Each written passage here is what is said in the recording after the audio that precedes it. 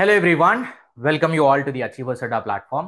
So Telangana SET 2025 December 10, 11, 12 తేదీలో జరుగుతుంది. So paper 1 కి సంబంధించి మన దగ్గర ఆల్రెడీ క్లాసెస్ ఉన్నాయి, వీడియోస్ అనేది పోస్ట్ చేస్తున్నాను రెగ్యులర్గా. ఈ వీడియోలో ఈ సెషన్లో వచ్చేసి 2024కి సంబంధించిన ప్రీవియస్ ఇయర్ క్వశ్చన్స్ ఏవైతే జరిగాయో మొత్తం 6 షిఫ్ట్లు జరిగాయి. అందులో research aptitude unit number 2 research ఆప్టిట్యూడ్కి సంబంధించి నేను డిస్కస్ చేస్తాను. Total all shifts 2024 all shifts of research aptitude previous year questions with explanation నేను చెప్తాను. 1 by 1 పూర్తిగా వీడియో వినండి, 1 hour ఉంటుంది. సో కరెక్ట్గా మీరు వినగలిగితే ఈ 30 క్వశ్చన్ల నుంచి, అంటే 6 షిఫ్ట్లు అంటే మనకి 30 క్వశ్చన్. సో ఒకసారి మీరు చూస్తే రెగ్యులర్గా మనకు అడిగే క్వశ్చన్స్ వచ్చేసి ప్రీవియస్ ఇయర్ క్వశ్చన్స్ ఎన్ని ఉన్నాయంటే 2019లో నేను చాలా వీడియోస్లో ఇది చెప్పాను, ప్రీవియస్ ఇయర్ క్వశ్చన్ పైన చాలా కాన్సన్ట్రేషన్ ఇవ్వాలి అని. 4 షిఫ్ట్లు కండక్ట్ చేస్తారు సిబిటి మోడ్, అంటే మొత్తం 2 రోజులు. 2022లో అండ్ 2023లో 2024. సో ఇక్కడ 6 షిఫ్ట్లు, ఇక్కడ 6 అండ్ ఇక్కడ 6. సో మనం కనుక ఈ 22 పేపర్లను దృష్టిలో ఉంచుకొని ప్రిపేర్ కాగలిగితే, ఇవి కాకుండా ఆంధ్రప్రదేశ్కి సంబంధించిన సెట్ పేపర్లు కూడా కొన్ని ఆఫ్లైన్ పేపర్లు మనకు అవైలబుల్గా ఉన్నాయి. సో ఈ ఏపీ సెట్ అండ్ తెలంగాణ సెట్కి సంబంధించి 2 పేపర్లు కనుక ప్రాపర్గా ప్రిపేర్ కాగలిగితే వీటిని ఎట్లా ప్రిపేర్ అవ్వాలి అనేది ఈ వీడియోలో ఎట్లయితే ఎక్స్ప్లెయిన్ చేస్తానో అదే విధంగా మీ సెల్ఫ్ అప్రోచ్ అనేది ఫాలో అవ్వండి అన్ని యూనిట్స్కి. ఈ వీడియోలో మనం ఈ సెషన్లో రీసెర్చ్ ఆప్టిట్యూడ్ చూస్తున్నాం, అలానే సేమ్ అన్ని యూనిట్స్ కూడా సేమ్ మెథడాలజీ అప్లై చేయగలిగితే ఈ తక్కువ టైంలో ఎక్కువ స్కోర్ గెయిన్ అవ్వడానికి అయితే అవకాశం ఉంది. ఆల్మోస్ట్ కరెక్ట్గా మనకి ఒక 30 రోజుల టైం ఉంది. సో 10 తారీఖు అంటే ఇవాళ 15, ఓకే 25 days అనుకోండి. కానీ 25 daysలో ఈ క్వశ్చన్ పేపర్స్ ఈజీగా కవర్ చేయగలరు. And over view of the topic, A topic అయినా కొంచెం ఓవర్ వ్యూ ఉంటే, బేసిక్ ఐడియా ఉంటే ఆ టాపిక్లో ఉండండి మనం మ్యాక్సిమం స్కోర్ అనేది చేయగలం, రైట్. సో ఈ 22 పేపర్లకు సంబంధించి 6 పేపర్లు 2024 ఉన్నాయి కదా. ఇందులో రీసెర్చ్ ఆప్టిట్యూడ్ 6 పేపర్లు, అంటే ఒక్కో క్వశ్చన్ పేపర్లో 5 క్వశ్చన్లు వస్తాయి కాబట్టి 30 క్వశ్చన్లు ఈ సెషన్లో నేను డిస్కస్ చేస్తాను. కేర్ఫుల్గా వినండి, ఇదే same methodology you can apply. So before going further సెషన్లోకి వెళ్లే ముందు ఒక చిన్న అప్డేట్. టీజీ సెట్ 2025కి సంబంధించిన మన కోర్స్, రికార్డెడ్ కోర్స్ అనేది తెలుగు ప్లస్ ఇంగ్లీష్ ఎక్స్ప్లెనేషన్ క్లాసెస్లో అవైలబుల్గా ఉంది. పీడిఎఫ్ వచ్చేసి ఓన్లీ ఇంగ్లీష్ మీడియంలోనే ఉంటుంది. ఇది ఎప్పుడైనా 1800 పెట్టేవాళ్ళం, కానీ ఈ మధ్య మనం 1200 కూడా ఆఫర్ చేస్తాం. అదే 1200ని ఇప్పుడు అందరికీ యాక్టివ్లో పెడుతున్నాం విత్ టైం లైన్ అనేది ఏం లేకుండా. 1199కి మీరు డైరెక్ట్గా అచీవర్స్ అడ్డా యాప్ అనేది డౌన్లోడ్ చేసుకొని రిజిస్టర్, మీ డీటెయిల్స్ అనేవి రిజిస్టర్ చేసుకున్న తర్వాత యాప్ లోపల టీఎస్ఆర్ ఏపీ సెట్ అని ఒక ఫోల్డర్ ఉంటుంది. ఆ ఫోల్డర్లోకి వెళ్తే ఈ కోర్స్ అనేది డైరెక్ట్గా 1199 చూపిస్తుంది. బై నౌ అక్కడ పేమెంట్ చేసి మీరు కోర్స్ అనేది యాక్సెస్ చేసుకోవచ్చు. ఇందులో ఏంటి అంటే టాపిక్ వైజ్ ఎక్స్ప్లెనేషన్ ఉంది ప్రతి యూనిట్కి. అవి కాకుండా ఇప్పుడు త్వరలో ఒక 2-3 రోజుల్లో మీకు మ్యాథమెటిక్స్, డేటా ఇంటర్ప్రిటేషన్కి సంబంధించిన practice sessions, live sessions start అవుతాయి. సో అవి కూడా యాక్సెస్లో ఉంటాయి. అండ్ ప్రీవియస్ ఇయర్ క్వశ్చన్ నేను ఏవైతే చెప్పానో ఆ previous year question detail coverage 2019, 2022, 23 and 24కు సంబంధించి ఒక సెషన్ ఆల్రెడీ ఇక్కడ మీరు చూస్తున్నారు కాబట్టి మిగతా యూనిట్స్ అనేవి మేము లైవ్లో తీసుకుంటాం. ఇదే వీక్లో కానీ నెక్స్ట్ వీక్లో కానీ ఉంటాయి. ఆ లోపు మీరు ఇవి కంప్లీట్ చేయగలిగితే ఈ షిఫ్ట్లు అనేవి మీరు లైవ్లో అటెండ్ అవ్వచ్చు, రైట్. So total 22 papers. ఇవి కాకుండా ఏపీ సెట్కి సంబంధించిన కొన్ని పేపర్స్ అవైలబుల్గా పెట్టాం. అండ్ కే సెట్ కర్ణాటక సెట్కి సంబంధించిన ప్రీవియస్ ఇయర్ క్వశ్చన్ కూడా ఇందులో మీకు అవైలబుల్గా ఉంచాం. అండ్ కొన్ని నెట్కి సంబంధించిన ప్రీవియస్ ఇయర్ క్వశ్చన్స్ ఉన్నాయి. ఇవి కాకుండా క్విజెస్ ఉంటాయి, సిబిటి టెస్ట్ సిరీస్, అంటే మనకి ఆన్లైన్ ఎగ్జామ్ కాబట్టి అదే మోడ్లో ప్రాక్టీస్ చేయడానికి ఆల్మోస్ట్ టెస్ట్ సిరీస్ ఉంది, కానీ అది ఇంగ్లీష్ మీడియంలోనే ఉంటుంది, తెలుగు మీడియంలో మనకి అవైలబుల్ లేదు, రైట్. సో ఈ కోర్స్ అనేది పర్చేజ్ చేయాలంటే డైరెక్ట్ అచీవర్స్ అడ్డా యాప్ని ఇన్స్టాల్ చేసుకొని మీరు పర్చేజ్ చేయొచ్చు. ఏమైనా డౌట్ ఉంటే ఇచ్చిన నంబర్కి కాంటాక్ట్ అవ్వండి.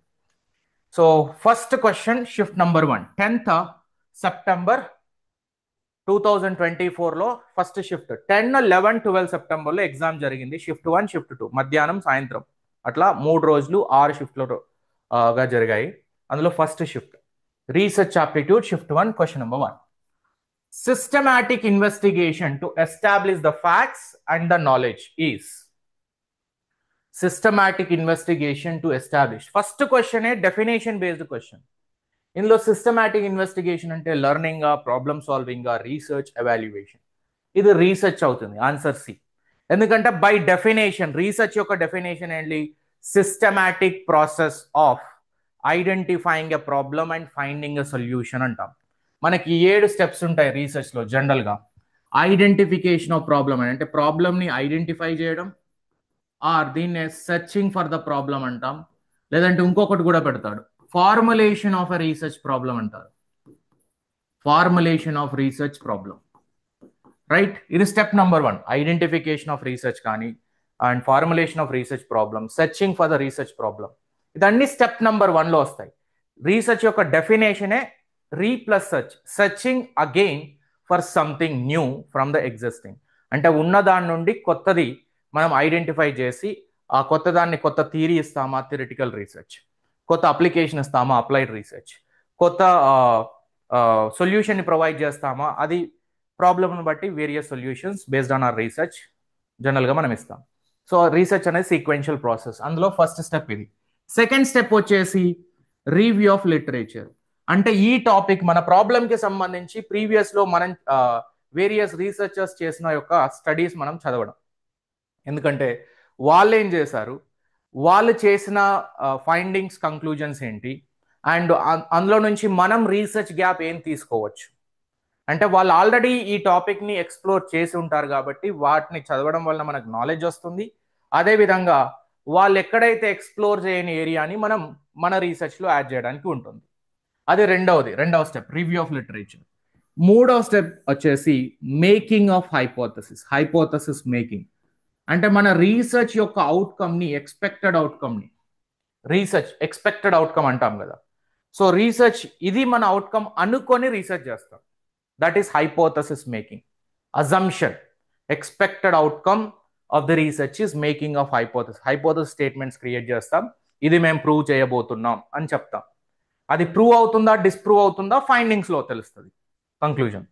అండ్ ఫోర్త్ వచ్చేసి sampling or the data collection process. So మనం ఒక శాంపిల్ని డిసైడ్ చేసి ఆ శాంపిల్కి తగ్గగా మనకి డేటా కలెక్షన్కి వెళ్తాం, పార్టిసిపెంట్ నుంచి డేటా కలెక్షన్ చేస్తాం. ఫైనల్గా వచ్చిన డేటాని డేటా అనాలిసిస్ చేయాలి, అనాలిసిస్ అండ్ ఫైనల్గా హైపోథసిస్ టెస్టింగ్ ఉంటుంది. ఏదైతే parametric, non parametric test use చేసి హైపోథసిస్ టెస్టింగ్ ఇంప్లిమెంట్ చేసి మనకి రిజల్ట్స్ అనేవి వస్తాయి. Last findings, suggestions and the limitations, future scope of research. లాస్ట్కి ఇంటర్ప్రిటేషన్తో సహా findings, conclusions and limitations, further scope of research అనేది లాస్ట్లో రిపోర్టింగ్. ఈ ప్రాసెస్ అంతా రిపోర్టింగ్లో వస్తుంది. హైపోథసిస్ టెస్టింగ్ తర్వాత మీరు రాయాలనుకుంటే ఇంకొక స్టెప్ కూడా రాయొచ్చు, డేటా ఇంటర్ప్రిటేషన్ ఆర్ రిపోర్టింగ్. దాని తర్వాత 8th step finding, suggestions and conclusions అని. సో ఈ విధంగా స్టెప్స్ ఆఫ్ రీసెర్చ్ ఉంటుంది. సో ఒక క్వశ్చన్ చదివినప్పుడు ఆ క్వశ్చన్కి సంబంధించిన కన్సెప్ట్ ప్రకారం చదవండి ఎప్పుడైనా, సో దట్ ఈ మిగతా అన్ని క్వశ్చన్లు చేసే క్రమంలో మీరు టోటల్ 30 క్వశ్చన్స్లో ఈజీగా అర్థమవుతుంది. ఒక క్వశ్చన్ ఎట్లా చదివి మిగతా పాయింట్ ఆఫ్ వ్యూలో అర్థం చేసుకుంటే కన్సెప్ట్తో పాటుగా మిగతా క్వశ్చన్స్ పాసిబిలిటీని కూడా మీరు ఎస్టిమేట్ చేయొచ్చు. ఈజీగా తక్కువ టైంలో ఎక్కువ గెయిన్ అవుతారు, right? Next question number 2. When studying the lived experience of a specific community, a researcher might employ a. 4 ఆప్షన్లు ఇచ్చాడు, కానీ 4 ఆప్షన్ల నుంచి కన్సెప్ట్ నేర్చుకోవాలి. Yes, everybody went wrong. ఇక్కడ మనకి 2 చిన్న కన్సెప్ట్లు తెలియాలి, only 2 concepts. With that you can reveal the answer. Sir, positivism, post positivism అని 2 పదాలు ఉంటాయి మనకి సిలబస్లో. ఫస్ట్ లైన్లో మెన్షన్ చేయి ఉంటుంది డెఫినేషన్ ఆఫ్ రీసెర్చ్, దాని తర్వాత పాజిటివిజం, పోస్ట్ పాజిటివిజం. అసలు పాజిటివిజం అంటే ఏమిటి అండ్ పోస్ట్ పాజిటివిజం ఈ రెండిటి యొక్క మీనింగ్, ఇది చాలా క్వశ్చన్స్ మళ్ళీ రిపీట్ అవుతాయి మీకు. సో పాజిటివిజం మీన్స్ ఇది ఒక బిలీఫ్ సిస్టమ్. అంటే సైన్స్ ఒక్కటే మనకి ఏదైనా సొల్యూషన్ తీసుకురాగలదు అని నమ్మే సిద్ధాంతం. ఈ ఫిలాసఫీ, ఈ పాజిటివిజర్స్ ఎలా ఉంటారంటే వాళ్ళు సైన్స్ ఒక్కటే దేనికైనా సొల్యూషన్, ఇంకా వేరే మెథడ్స్ ఏవి పనిచేయవు. క్వాంటిటేటివ్ రీసెర్చ్ ఒకటే దేనికైనా సొల్యూషన్ తీసుకురాగలదు. So there is only a single reality exist in the world, that is science. అలా నమ్మే ఫిలాసఫీయే positivism. Science is a only single reality. Quantitative approach ని ఫాలో అవుతుంది. అండ్ దీన్నే డిడక్టివ్ అప్రోచ్ అంటాం మనం. Deductive, quantitative, positivism believer, science is a only single reality. And వాళ్ళు ఏంటి అంటే సైన్స్ కి మించి ఇంకా ఏదైనా ఉంది అంటే లేదు అని చెప్తారు. I think Babu Gogineni is example. Bigg Boss లో కూడా అప్పుడు వచ్చాడు. తను ఏంటి positivist. Science is a only one which can bring the solution అని చెప్పే వ్యక్తి తను. పోస్ట్ పాజిటివిజం ఎలా ఉంటారంటే సైన్స్ కూడా అప్పుడప్పుడు తప్పు చేస్తుంది. Beyond the science there is some more realities. అంటే సైన్స్ ఒక్కటే సొల్యూషన్ కాకుండా సైన్స్ కు మించి ఇంకా చాలా ఉన్నాయని చెప్పేది post positivism. Post positivism, right? So ఇక్కడ మనకి ఏంటి, సైన్స్ ఉంటుంది, ఎక్స్పీరియన్స్ ఉంటుంది, అబ్జర్వేషన్ ఉంటుంది, కల్చరల్ స్టడీ ఉంటుంది. So beyond the science there are many things which can solve the problem. ఇక్కడ అడిగిన క్వశ్చన్ ఏంటి, when studying the lived experience of a specific community then researcher might employ post positivism. ఎందుకు? అక్కడ science గురించి ఇచ్చిన ఎగ్జాంపుల్లో science గురించి ఎటువంటి ఇది లేదు. ఓన్లీ లివ్డ్ ఎక్స్పీరియన్స్, ఒక మనిషి యొక్క ఎక్స్పీరియన్స్. టూర్కి వెళ్ళాము, ఢిల్లీ ఆగ్రాకి వెళ్ళాము, హౌ ఈజ్ యువర్ ఎక్స్పీరియన్స్ అని అడిగినప్పుడు వాళ్ళ యొక్క ఎక్స్పీరియన్స్ చెప్తారు తప్ప దానిలో సైన్స్ అంటూ ఏం లేదు. That is what. So my experience will differ from your experience. నేను వెళ్తే ఒక విధంగా ఎక్స్పీరియన్స్ చేస్తాను, మీరు వెళ్తే ఇంకో విధంగా. Same place different individual will experience in a different way. అందుకే అది పోస్ట్ పాజిటివిజంలో వచ్చేసి చేంజ్ అవుతూ ఉంటుంది person to person. That is why option B. Sir పాజిటివిజంలో స్టాండర్డైజ్ సర్వే ఉంటుందా? ఎస్. క్వాంటిటేటివ్ అప్రోచ్, ఒక మెథడాలజీ ఉంటుంది. ఆ మెథడ్ ని యాజ్ ఇట్ ఈస్ గా ఇంప్లిమెంట్ చేయాలి. మనం మెథడ్ ని చేంజ్ చేస్తా అంటే నో, బికాస్ థియరీ అట్లనే ఇంప్లిమెంట్ చేస్తారు, థియరీ అట్లనే ఇన్వెంట్ అయింది. ఆ ప్రొసీజర్ మనం అలానే ఇంప్లిమెంట్ చేయాలి. అది quantitative research which is positivism. Right? So in an experiment, the independent variable is the one that is independent variable, dependent variable, controlled variable, moderating variable, mediating variable అని చాలా variables ఉంటాయి. మనకిచ్చిన క్వశ్చన్లో independent variable అంటే ఏంటి? ప్రతి question నుంచి ఒక్కొక్క లెర్నింగ్ పాయింట్, ఒకటి కాదు దానికి మించి ఉంటాయి, మీరు కరెక్ట్గా అబ్జర్వ్ చేస్తే.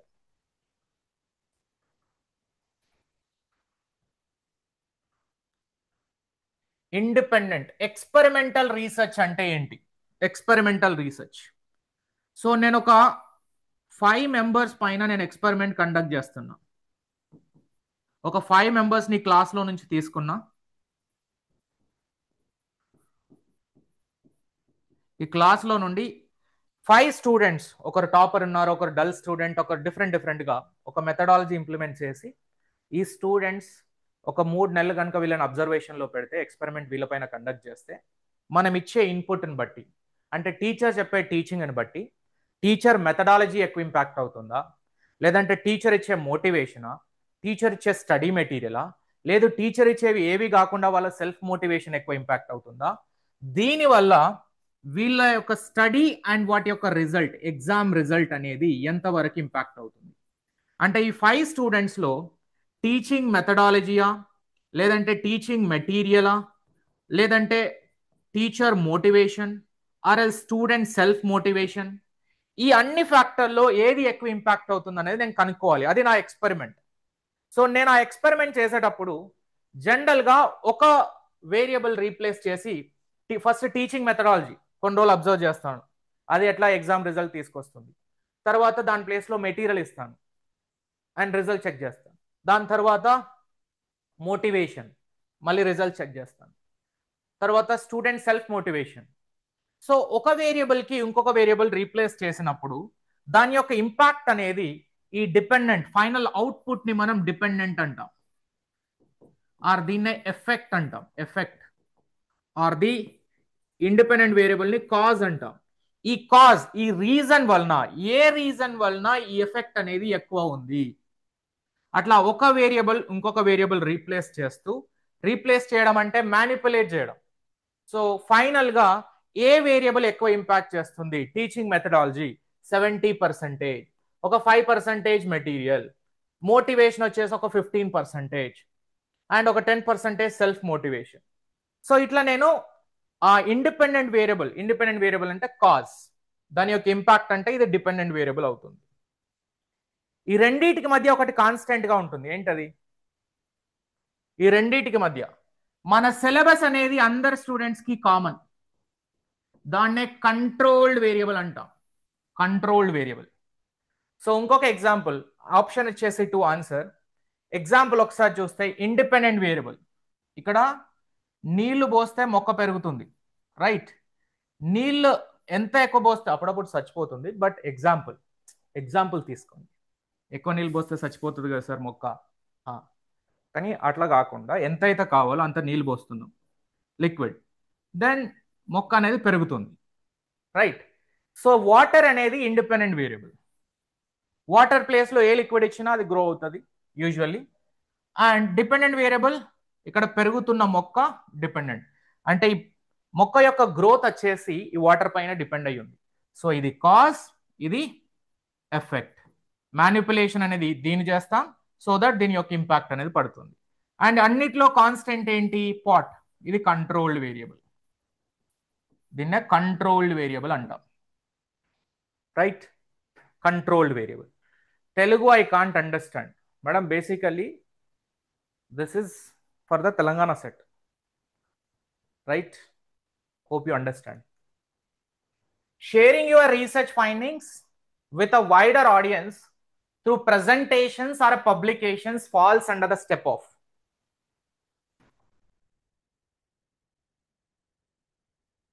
formulating research hypothesis, interpreting the result, writing the research report, disseminating.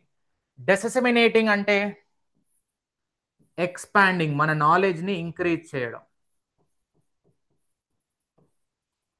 Expanding research findings. Wider audience to the presentation or a publication falls under the step of. So wider audience, ఎక్కువ మందికి reach అవ్వడానికి మన యొక్క research finding. Suppose నేను ఒక research paper రాశాను, అది Google స్కాలర్లో కానీ స్కోపస్ ఇండెక్స్లో కానీ వేరియస్ జర్నల్స్, ఒక జర్నల్లో పబ్లిష్ అయింది, అది ఆన్లైన్లో మీకు యాక్సెసిబిలిటీ ఉంది. అది ఎందుకు అలా మనం పబ్లిష్ చేసేది? మనం చేసిన రీసెర్చ్ని, సో దట్ మన చేసిన రీసెర్చ్ అనేది చాలా మందికి యూజ్ అవుతుంది. గ్లోబల్ కమ్యూనికేషన్ అంటాం దీన్ని. రీసెర్చ్ పేపర్ మనం రాసినప్పుడు ఎందుకు పబ్లిష్ చేస్తామనంటే it is for the global communication of our research outcome.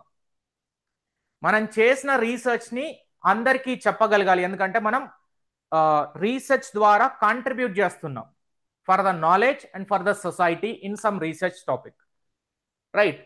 So disseminate the research findings. మన యొక్క రీసెర్చ్ ఫైండింగ్స్ ఏవైతే ఉన్నాయో అది ఎక్కువ మందికి రీచ్ అయ్యేలాగా వయా గ్లోబల్ కమ్యూనికేషన్. అందుకే రీసెర్చ్ అనేది, రీసెర్చ్ లో వాడే అకాడమిక్ రైటింగ్ కానీ అకాడమిక్ స్టైల్ కానీ గ్లోబల్లీ కమ్యూనికేటెడ్. ఇది ఓన్లీ లోకల్ కమ్యూనికేషన్ కోసం కాదు, అందుకే ఒక సీక్వెన్స్ స్టెప్ ప్రాసెస్ ఉంటుంది. అదే సేమ్ సీక్వెన్స్, అదే APA MLA style of referencing కానీ అండ్ స్కెల్టన్ ఎట్లా అయితే రీసెర్చ్ పేపర్ కానీ కాన్ఫరెన్స్ పేపర్ కానీ రాసినప్పుడు ఒక పద్ధతి సీక్వెన్స్ గా ఏ కంట్రీకి వెళ్ళినా అదే sequence. There is no change because research findings are globally communicated. And formulation of research hypothesis మూడవ స్టెప్ రీసెర్చ్ లో. ఇంటర్ప్రిటింగ్ రిజల్ట్ ఫైండింగ్స్ కంటే ముందు ఫైనల్ రిపోర్ట్ అనేది మనం రాసేది, thesis or the dissertation or the paper. Next, reference management software can help. అసలు first reference అంటే ఏంటి, బిబ్లియోగ్రఫీ అంటే ఏంటి, వీటి రెండింటి యొక్క డిఫరెన్స్ ఏంటి? Research, reference, bibliography and the major difference. ఇచ్చిన క్వశ్చన్ ఏంటి? Reference management software.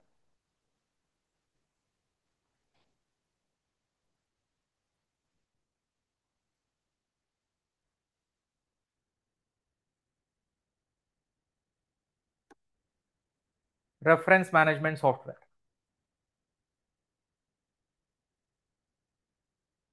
Reference meaning రీసెర్చ్లో, సార్ నేను ఒక టాపిక్ పైన suppose social media influence on UGC NET aspirant, ఇది నేను టాపిక్ తీసుకొని దీనిపైన రీసెర్చ్ రాశాను, పేపర్ ఆర్ ఏదైనా థీసిస్ అనుకోండి.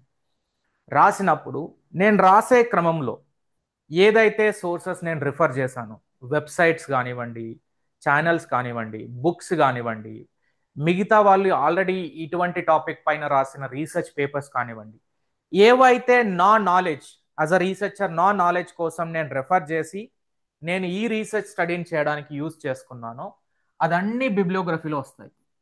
All the sources which I referred, అంటే ఇవి నేను నా రీసెర్చ్ లో వాడానా లేదా, whether I cited or not,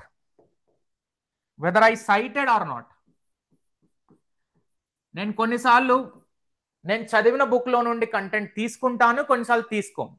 నేను తీసుకున్నా తీసుకోకున్నా బట్ నా స్టడీలో భాగంగా నేను మాత్రం రిఫర్ చేశాను. అటువంటివన్నీ మనకి బిబ్లియోగ్రఫీలో వస్తాయి.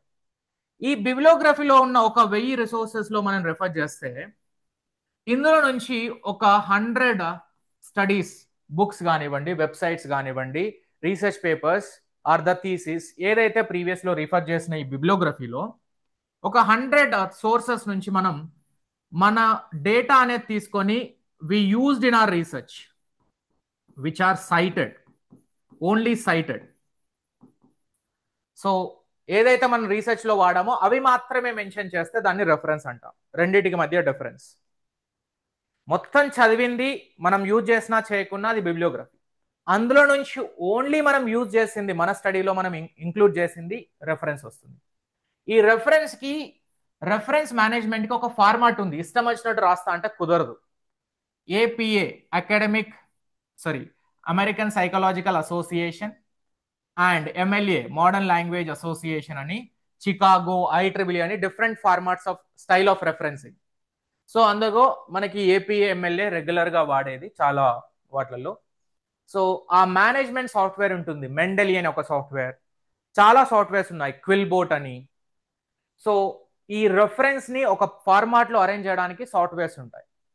So that is what organising and formatting your reference in specific style. APA కానీ ఎంఎల్ఏ కానీ మన రీసెర్చ్ స్టడీకి అనుగుణంగా మన స్పెసిఫైడ్ డొమైన్ ఉంటుంది. కామర్స్, మేనేజ్మెంట్, సోషల్ సైన్సెస్ ఒకటి, మ్యాథమెటిక్స్ అండ్ ఇంజనీరింగ్ ఒకటి, ఇట్లా డిసిప్లిన్ బట్టి ఆ స్టైల్ అనేది మనం ఫిక్స్ చేస్తే సాఫ్ట్వేర్లో ఆ స్టైల్ సెలెక్ట్ చేసుకుంటే ఆటోమేటిక్గా ఆ సీక్వెన్స్లో మనం ఈ టోటల్ స్టడీస్ని అందులో డమ్ చేస్తే ఆటోమేటిక్గా సీక్వెన్స్లో వచ్చేస్తాయి. That is what referencing style of formatting. Right, 5 క్వశ్చన్లు చూసాం. ఇలానే డీటెయిల్గా ఉండాలి. 5 క్వశ్చన్లు చేస్తాం మనం ఇప్పటికి. రెండవ shift, which are the following is not a common type of research. Research లో కామన్ టైప్ కానిది ఏంటి?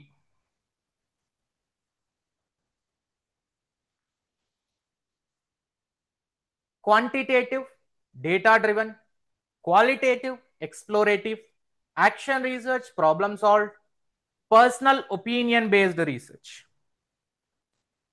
కొన్ని టైప్స్ ఆఫ్ రీసెర్చ్ మెన్షన్ చేయగలరా? సమ్ టైప్స్ ఆఫ్ రీసెర్చ్ ఇక్కడ ఇచ్చినే కాకుండా ఇంకా ఏమేమి ఉండొచ్చు?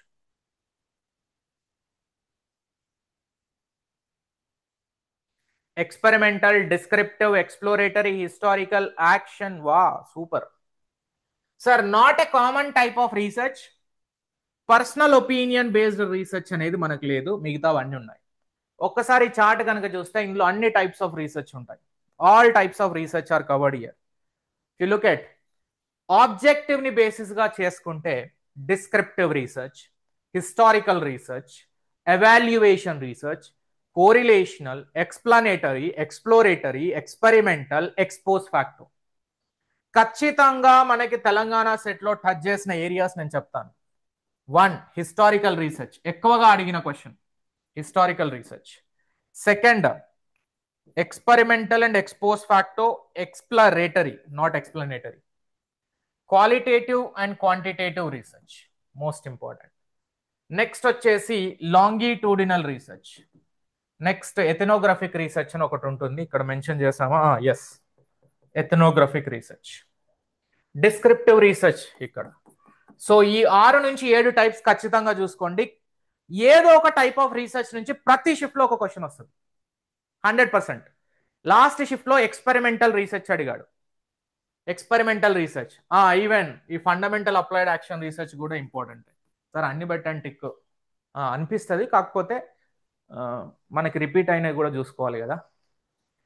సో ఈ టైప్స్ ఆఫ్ రీసెర్చ్ అడిగిన వాటిల్లో పర్సనల్ ఒపీనియన్ బేస్డ్ అనేది ఒక డేటా కలెక్షన్ మెథడ్ అవుతుంది తప్పితే అది టైప్ ఆఫ్ రీసెర్చ్ అవ్వదు. Right. Next positivism, post positivism. నేను దీని యొక్క డిఫరెన్స్ అనేది మీకు లాస్ట్ షిఫ్ట్ లో ఒక క్వశ్చన్ లో ఎక్స్ప్లెయిన్ చేశాను. ఇప్పుడు ఆన్సర్ అనేది కరెక్ట్ గా రావాలి. Positivism and post positivism.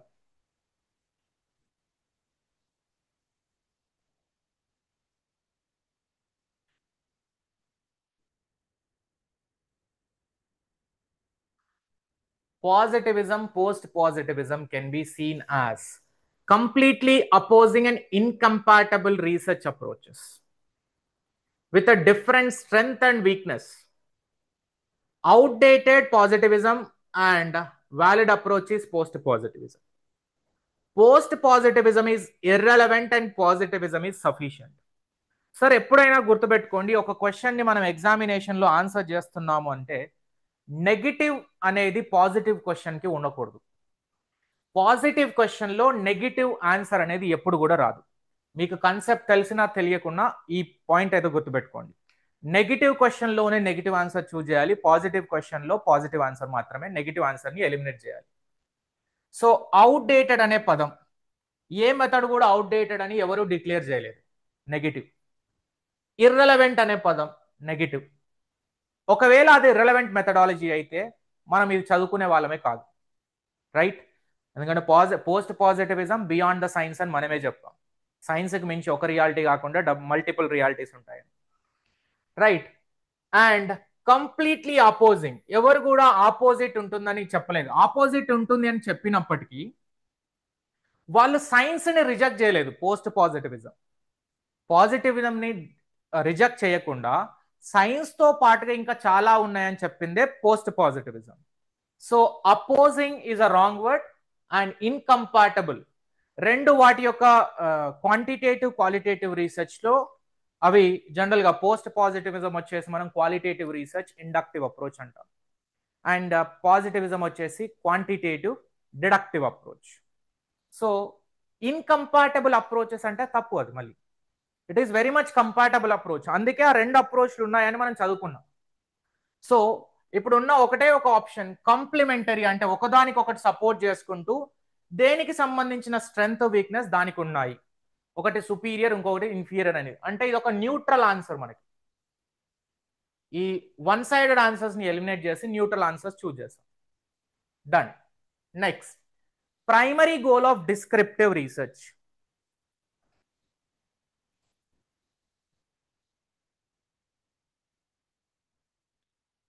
Descriptive research అంటే ఏంటి? డిస్క్రైబింగ్ యాజ్ ఇట్ ఈస్, ఉన్నది ఉన్నట్టుగా చెప్పేదే డిస్క్రిప్టివ్ రీసెర్చ్. ఉన్నది ఉన్నట్లుగా, describing as it is without any violation, describing as it is, describing as it is. Right. So descriptive research is nothing but describing as it is. Describe and document the characteristics of a population. Answer అయితే అదే, you are correct. But మిగతా మూడు cause and effect అనేది ఏ research అవుతుంది? Answer please. Cause and effect మనం discuss చేసాం last shift లో. First question super excellent. Experimental research. Understand the historical event ఏ టైప్ ఆఫ్ రీసెర్చ్ అవుతుంది? Historical research. Historical research. ఇప్పుడు నలంద యూనివర్సిటీ గురించి రీసెర్చ్ చేయడం స్టార్ట్ చేసాం అనుకోండి, అది హిస్టారికల్ రీసెర్చ్. అంటే ఆల్రెడీ ఒక యూనివర్సిటీ ఎస్టాబ్లిష్ అయింది ఏన్షియంట్ ఇండియాలో, ఆ యూనివర్సిటీలో వేరే వేరే వాళ్ళు చదువుకున్నారు, వాటి గురించి రీసెర్చ్ చేసి మనం అవుట్కమ్ అనేది తీసుకురాగలిగితే అది హిస్టారికల్ ఈవెంట్స్ గురించి మనం స్టడీ చేస్తున్నాం. సో అది హిస్టారికల్ రీసెర్చ్. అండ్ హిస్టారికల్ రీసెర్చ్లో ఇంకొక పాయింట్ మీరు అర్థం చేసుకోవాల్సింది, హైపోథసిస్ అనేది హిస్టారికల్ రీసెర్చ్లో లీస్ట్ ఇంపార్టెంట్, అసలు ఉండదు. Hypothesis testing not required in historical research. ఇది ప్రీవియస్ ఇయర్ క్వశ్చన్ సార్ నెట్లో. In which of the following type of research hypothesis testing is least important? Historical research is least important. Next, sir, explore the subjective experiences and meanings. Explore the subjective experience and meaning. ఇది ఏ type of research అవుతుంది? ఇందాక రెండు అప్రోచ్లు చెప్పాం, ఆ రెండు అప్రోచ్లో ఒక approach ఇక్కడ suit అవుతుంది. Exploratory, you are correct. Exploratory, you are correct, with a little knowledge. So exploratory అవుతుంది. అండ్ ఇందాక చెప్పిన అప్రోచ్లో post positivism approach, qualitative approach అంటాం దీన్నే, qualitative approach. Post positivism or qualitative approach అంటాం, right? Qualitative, subjective, post positivism, inductive, ఇవన్నీ keywords. Post positivism, qualitative, inductive, subjective, non numerical, అన్ని కూడా పోస్ట్ పాజిటివిజంలో. పాజిటివిజంలో ఏమొస్తాయి? పాజిటివిజం, క్వాంటిటేటివ్, డిడక్టివ్, ఆబ్జెక్టివ్, ఇవన్నీ positivism, right? Exploring, exploratory research అంటే ఏంటి? Yes sir, what happened? Exploratory research, exploratory research అంటే ఒక తెలిసిన చిన్న ఇన్ఫర్మేషన్ పట్టుకొని, ఐ థింక్ చాలా మంది సిఐడి అనే సీరియల్ చూసుంటారు. సిఐడి అప్పట్లో Pradyuman, Abhijit, Sarika, the beautiful doctor కదా. సో ఒక తెలిసిన చిన్న క్లూతో వాళ్ళు ఇన్వెస్టిగేషన్ మొదలుపెట్టి ఫైనల్ గా దాన్ని ఛేదిస్తారు. That is exploring, digging more deeper, deep investigation with a small known thing.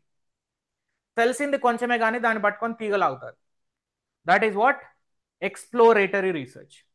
Now come to the questioning area. Primary goals of descriptive research. Descriptive research means describing as it is. ఈ క్లాస్లో 230 మంది ఉన్నారు. So వీళ్ళు Telangana set రాయబోతున్నారు. So వీళ్ళ qualification వచ్చేసి post graduation. ఇందులో on and average ఒక సుమారుగా ఒక 50 మంది మ్యాథ్స్ వాళ్ళు ఉంటారు, ఒక 50 మంది కామర్స్ వాళ్ళు ఉంటారు, 50 మంది ఫిజికల్ ఎడ్యుకేషన్ ఉంటారు, 50 మంది కెమికల్ సైన్స్ ఉంటారు. సో ఇట్లా ఉన్న డేటాని యాజ్ ఇట్ ఈస్గా ఒక యావరేజ్ కానీ, అంటే మీన్ కానీ, స్టాండర్డ్ డీవియేషన్ కానీ, ఫ్రీక్వెన్సీ కానీ చెప్తే మనం దాన్ని descriptive research. Describing as it is. Sorry curly hair.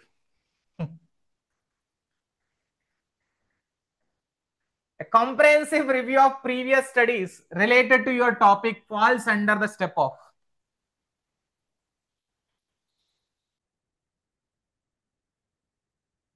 Previous studies related to your topic falls under. Sir, literature review. It's an option. Review of existing literature is the correct answer. Option 2, perfect. But review of literature meaning ఏంటి? ఎందుకు చేస్తాం? ఒక టాపిక్ని identify చేశాక మనకేమనిపిస్తుందంటే ఈ topic నేనే first time చేస్తున్నా అనిపిస్తుంది. కానీ ఆల్రెడీ చాలామంది చేస్తుంటారని మనం తెలుసుకోవాలి. చాలామంది వాళ్ళు ఏం చేశారో చదవాలి. వాళ్ళ యొక్క ఫైండింగ్స్ ఏంటి, కంక్లూజన్స్ ఏంటి, ఏం రాశారు. సో అందులో వాళ్ళు చేయని గ్యాప్ ఏంటి మనం ఐడెంటిఫై చేయాలి. సో ఈ నాలెడ్జ్ అంతా ఎట్లా వస్తుంది? మనం వాళ్ళు చేసిన స్టడీని, మన టాపిక్ రిలేటెడ్గా ఉన్న స్టడీని, వాళ్ళు ప్రీవియస్లో చేసిన రీసెర్చర్స్ యొక్క స్టడీని కరెక్ట్గా చదవగలిగితే ఒకటి నాలెడ్జ్ గెయిన్ అవుతాం. రెండవది వాళ్ళ యొక్క కంక్లూజన్స్ నుంచి మనం ఎంతవరకు అన్ఎక్స్ప్లోర్డ్ అంటాం, అంటే రీసెర్చ్ గ్యాప్స్, వాళ్ళు ఏదైతే చేయని రీసెర్చ్ ఉందో అటువంటి గ్యాప్ని ఐడెంటిఫై చేయడం. So 2 things. For gaining the knowledge, we do the literature review, and also for identifying the research gap exactly from their research. ఈ రెండు మెయిన్ ఆబ్జెక్టివ్గా ఉంటాయి లిటరేచర్ రివ్యూ యొక్క objective. To know the I'm using both the way. I'm using both the way. Here we are compelled to speak in Telugu as it is meant for the Telangana set. Kindly understand that one, but I am doing justice for you also. Don't worry. So knowledge and research gap. These are the two main objectives for the literature review. So reviewing the existing literature is the answer for this question. Ethical research requires. Ethical research requires. 7:15 అనుకోకండి, ఖచ్చితంగా 30 క్వశ్చన్లు complete చేసి నేను వెళ్తాను. Don't worry about the timing. మీరు time ఇవ్వగలిగితే we are ready to give. So answer please. Prioritizing the personal gain over the participant well-being, conducting research with minimal oversight or review, upholding the highest standards of honesty and transparency, connecting the potential risk or benefits from the participants. Sir answer వచ్చేసి option number 3. Answer ఒకటే important కాదు. అసలు ఏంటి research ethics ఏంటి? Research ethics అనేది ఒక topic మనకు సపరేట్గా ఉంది. ఇది చాలా షిఫ్ట్లో ఇండిపెండెంట్గా అడుగుతాడు. Upholding the highest standards. రీసెంట్గా యూజీసీ కేర్ అనేది ఒకటి డిస్కంటిన్యూ చేయడం జరిగింది. యూజీసీ ఎందుకు?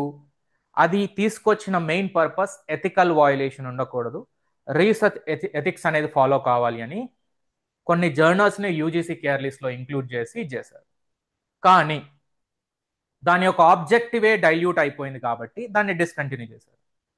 For what purpose? Academic integrity and ethics అంటాం. దీనికి సంబంధించి యూజీసీ రూల్స్ ఉన్నాయి. 2018 రూల్స్ ప్రకారం UGC academic integrity and plagiarism rules 2018 అని పెట్టి క్వశ్చన్ అడుగుతాడు. యూజీసీ నెట్లో అయితే చాలా క్వశ్చన్లు అడిగాడు. 2023 నుంచి ప్లాగరిజం లెవెల్స్తో సహా అడిగాడు. సో ఇక్కడ రీసెర్చ్ ఎథిక్స్ అంటే అన్ఎథికల్గా ఒకరు చేసిన వర్క్ని మన వర్క్ అని క్లెయిమ్ చేసుకోవడం, డైరెక్ట్గా గూగుల్ నుంచి కానీ వేరే వాళ్ళ వర్క్ నుంచి కాపీ పేస్ట్ చేయడం, దానిలో మన పేరు రాసుకోవడం, ఇవన్నీ చాలా జరుగుతూ ఉంటాయి. అది ఎథికల్ వయోలేషన్ అంటాం. సో రీసెర్చ్ మన స్టెప్స్లో ఎథికల్ వయోలేషన్ ఏ స్టెప్లో ఎక్కువగా జరుగుతుంది అంటే ఈ ఫస్ట్ 4 స్టెప్స్లో ఏముండదు. డేటా కలెక్షన్, డేటా ఇంటర్ప్రిటేషన్, దాన్ని మనం డేటా అనాలిసిస్ అంటాం, and reporting. DDR, data collection, data analysis and reporting. ఈ 3 స్టెప్స్ ఆఫ్ రీసెర్చ్లో ఎథికల్ వయోలేషన్ అనేది వల్నరబుల్ ఉంటుంది. వల్నరబుల్ అంటే హైయెస్ట్ ఎథికల్ వయోలేషన్. డేటా ఇష్టం వచ్చినట్టు కలెక్ట్ చేస్తారు, అండ్ చేసిన అనాలిసిస్ నోడుగా కింద మీద చేసి అవుట్పుట్ తీసుకొస్తారు. రిపోర్టింగ్ కూడా అక్కడ వచ్చిన అవుట్పుట్ రాయకుండా ఇంకేదో రాస్తారు, మనకు కావాల్సిన అవుట్పుట్ రాస్తారు. సో అట్లా మ్యానిపులేషన్ అనేది ఎక్కువగా జరిగే, అంటే రీసెర్చ్ ఎథికల్ వయోలేషన్ అనేది ఎక్కువగా జరిగేది ఈ 3 స్టేజెస్లో రీసెర్చ్లో. అండ్ ఎథిక్స్ అనేది 3 రకాలు ఉంటుంది వయోలేషన్. ఒకటి falsification. Please note down. Falsification, fabrication and plagiarism. Can anyone tell the difference? Plagiarism అంటే సింపుల్ గా ఇంకొకరి వర్క్ ని కాపీ పేస్ట్, వాళ్ళ పేపర్ నుంచి మన పేపర్లోకి కాపీ పేస్ట్ చేయడం, మన పేరు రాసుకోవడం, అది ప్లేగరిజం. ఫాల్సిఫికేషన్, ఫ్యాబ్రికేషన్ వచ్చేసి copy paste. Falsification and fabrication వచ్చేసి, ఫాల్సిఫికేషన్ అంటే ఆల్రెడీ డేటా మన దగ్గర ఉంది, ఆ ఉన్న డేటాని మ్యానిపులేట్ చేయడం, దట్ ఈస్ ఫాల్సిఫికేషన్. ఫ్యాబ్రికేషన్ అంటే ఏంటి అంటే we are creating some non existent data. అసలు డేటానే లేదు, దాన్ని మనం సృష్టిస్తున్నాం. డేటాని ఇట్లా ఉంది అని ఒక ఎక్సెల్ షీట్లో 1 1 2 2 3 3 4 4 అని ఒపీనియన్స్ మనమే రాసేసి మనమే డేటా అనేది క్రియేట్ చేస్తున్నాం. అది ఫ్యాబ్రికేషన్. ఫాల్సిఫికేషన్ అంటే గర్ల్స్ మేకప్ వేస్తారు కదా, original reality Aadhaar card photo వేరు, మేకప్ వేసిన ఫోటో వేరు, అది ఫాల్సిఫికేషన్. స్నాప్చాట్ ఫిల్టర్ పెట్టి ఇన్స్టాగ్రామ్లో వాట్సాప్ స్టేటస్ పెట్టినప్పుడు మనం ఏంటి ఫాల్సిఫైయింగ్, అది ఉన్న రియాలిటీని ఇంకో మాస్క్ వేస్తున్నాం, అంటే ఉన్న డేటాని మ్యానిపులేట్. ఇదేంటి ఫ్యాబ్రికేషన్. ఫ్యాబ్రికేషన్ అంటే అసలు డేటానే లేదు, కొత్తది క్రియేట్ చేయడం, ఫ్యాబ్రికేషన్, రైట్. సో ఈ మూడు టైప్ ఆఫ్ ఎథిక్స్ వయలేషన్ అనేది జరుగుతుంది రీసెర్చ్ లో. Fabrication, falsification, plagiarism. ఏ స్టేజ్ లో జరుగుతుంది? ఈ స్టేజ్ లో, right. That's it.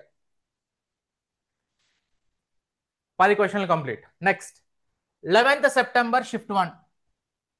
Credibility, objectivity, replicability are the important characteristics of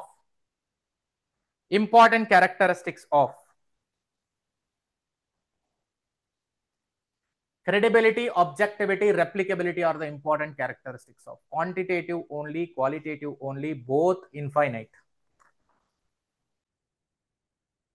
Remember, ఏ ఆబ్జెక్ట్ క్రెడిబిలిటీ అయినా, ఆబ్జెక్టివిటీ అయినా, రెప్లికబిలిటీ అయినా అన్ని టైప్స్ ఆఫ్ రీసెర్చ్ లో వస్తుంది. Why only qualitative and quantitative? Because all these are basic characteristics. Objectivity, validity, reliability and credibility, replicability, దీన్నే generalizability అంటాం. ఇవన్నీ basic characteristics of research. It will be there in every research, every type of research, not only in one type. Credibility అంటే మనం చేసే research నుంచి మిగతా వాళ్ళు నమ్ముతారు కదా మనం చేసిన రీసెర్చ్ అవుట్కమ్ ని. ఒక రీసెర్చ్ చేశారు, ఇప్పుడు ICMR అనే ఆర్గనైజేషన్ రీసెర్చ్ చేసింది, వాళ్ళు ఒక డాక్యుమెంట్ రిపోర్ట్ ఇచ్చారు, దానిపైన ప్రజలకు ఉండే trust, that will define the credibility of the ICMR research. Credibility మన నమ్మకం, రీసెర్చ్ ఆడియన్స్ యొక్క నమ్మకం. నెక్స్ట్ అంటే ఈ రీసెర్చ్ని మనం ఎంతవరకు నమ్మచ్చు. ఆబ్జెక్టివిటీ, మనం ఏదైతే చేయాలనుకున్నామో ఆ ఆబ్జెక్టివ్ ని రీచ్ అయ్యామా లేదా, వితౌట్ ఎనీ బయాస్నెస్, అన్బయాస్డ్. ఒకరి వైపు ఫేవరబుల్ గా, ఇంకొకరి వైపు అన్ఫేవరబుల్ గా ఇవ్వకుండా ఏదైతే రీసెర్చ్ లో అవుట్పుట్ లో వచ్చిందో అది మాత్రమే కన్సిడర్ చేయడం, వితౌట్ ఎనీ బయాస్. రెప్లికబిలిటీ మీన్స్ మనం చేసిన రీసెర్చ్ అవుట్కమ్ అనేది ఈ సిచ్యువేషన్ లోనే కాకుండా ఏదైనా సిచ్యువేషన్ లో, సిమిలర్ సిచ్యువేషన్ ఉన్నప్పుడు కూడా ఇదే సేమ్ ఫైండింగ్స్ కనుక అప్లికబుల్ అవుతే అక్కడ కూడా యూజ్ అయ్యేలాగా ఉండాలి. జనరలైజబిలిటీ అంటాం. ఎక్స్టర్నల్ వ్యాలిడిటీ, దాన్ని external validity. Next qualitative data మే include qualitative data may include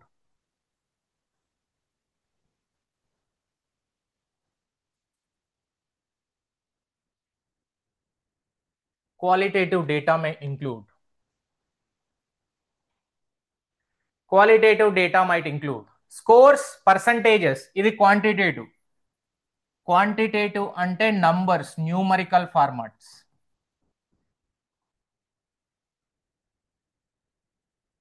Numerical, right? Interview transcripts, observation, open-ended responses. Interview transcripts, observation, open-ended responses. ఇది మనకి క్వాలిటేటివ్ అవుతుంది. క్వాలిటేటివ్ రీసెర్చ్ అంటే, క్వాలిటేటివ్ రీసెర్చ్ లో జనరల్ గా నంబర్స్ అనేవి ఉండవు. అమ్మాయి బాగుంది, అందంగా ఉంది, ఇదేంటి క్వాలిటీ. అండ్ ఇంటర్వ్యూ జరిగింది, ఇంటర్వ్యూలో ఏం జరిగింది అనేది రాయడం, క్వాలిటీ. అబ్జర్వేషన్, మనం ఏం అబ్జర్వ్ చేసాం తనలో. అండ్ ఓపెన్ ఎండెడ్, ఒక క్వశ్చన్ అనేది ఇస్తే ఒక్కొక్కరు ఒక్కో విధంగా రాస్తారు, క్వశ్చన్ మాత్రం ఒకటే, ఆన్సర్స్ మాత్రం డిఫరెంట్, అది క్వాలిటీ. డిస్క్రిప్టివ్ ఆన్సర్ రైటింగ్ అంటాం మనం మన సెమిస్టర్స్లో, అది క్వాలిటీ. MCQ అంటే క్లోజ్డ్ ఎండెడ్, క్వాంటిటీ అవుతుంది. అప్పుడు 4 ఆప్షన్లు, అందులో ఒకటి చూస్ చేయాలి. Parametric test, parametric, non parametric test అనేది జనరల్గా హైపోథెసిస్ టెస్టింగ్ కి సంబంధించింది. Qualitative, quantitative. జనరల్గా పారామెట్రిక్ టెస్ట్ అనేది క్వాంటిటేటివ్ టెస్ట్ వాడతాం, నాన్ పారామెట్రిక్ టెస్ట్ అనేది క్వాలిటేటివ్ టెస్ట్ వాడతాం, రైట్?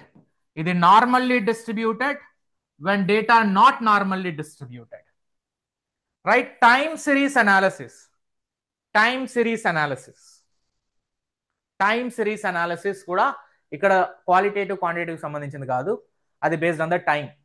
అంటే ఒక టైం పీరియడ్కి ఇంకొక టైం పీరియడ్కి కంపారిజన్, అది డిఫరెంట్ టోటల్, అసలు దీనికి సంబంధం లేదు, just for the confusion they given.